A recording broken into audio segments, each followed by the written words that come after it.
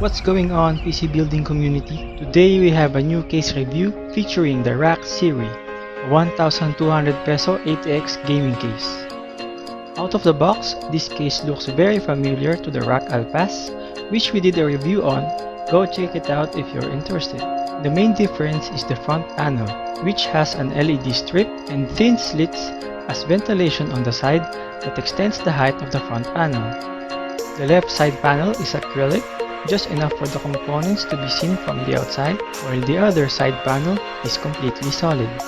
Here is the rear panel, where the PSU is mounted at the top, the motherboard I/O slot, a single 120mm fan mount, and 7 expansion card slots.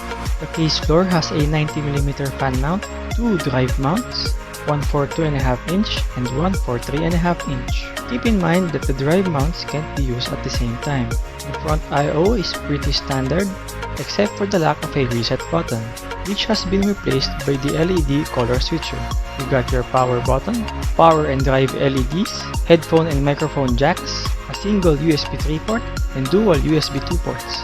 Here are all your front panel connectors, a USB 3 connector, audio and USB connectors, basic motherboard connectors, a fan connector, and the Sata power connector for the fans and LED strip.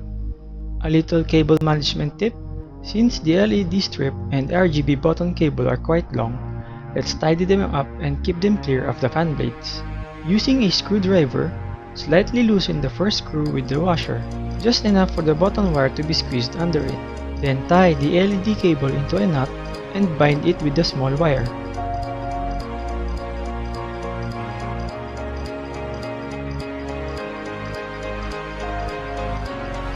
The Siri comes with standard set of screws, stand-ups, and some twist ties. The inside of the case is quite open. You have your motherboard tray, which can accommodate up to ATX boards, and a couple of 2.5-inch drive mounts on the side. Its clearance is 160mm for the CPU cooler and 240mm for the GPU. Here you also have the single included 120mm RGB fan. I recommend transferring it to the front since there isn't any fans as intake, and the PSU fan can temporarily function as exhaust. 3 120mm fans can be installed at the front, and the fans are also controlled by the LED button, cycling between 14 lighting modes. The motherboard tray has also few holes for cable management. A 240mm rod can be mounted in front for liquid cooling, as well as a 120mm rod at the back. So with all the basics out of the way, let's build the system in the Siri.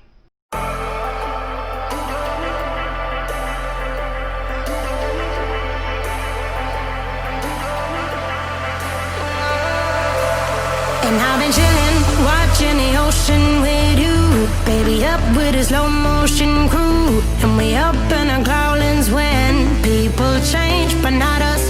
And we just chillin', kicking it, kissed by the sun. Could be soaked to the skin in the mall soon. I know she got the good vibes when seasons change, but we're the same.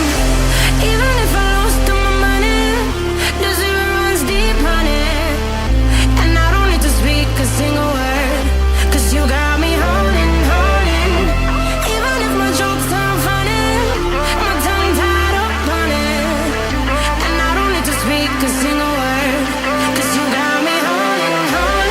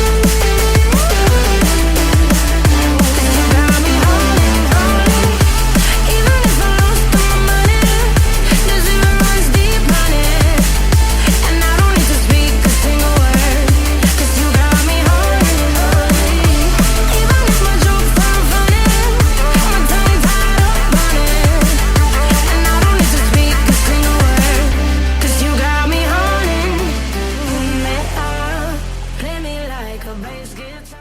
So now we're done building, we can now consider the Siri as an adequate case for entry-level and mid-range systems. Supporting ATX boards and up to 4 fans, the case is flexible and offers decent cable routing. One thing to complain about is the closed-off front panel which hinder its cooling capabilities. Let me know what you guys think. Is this a case you would consider if you're building a starter PC? Toss a like if you find this review informative, and I'll see you all next time!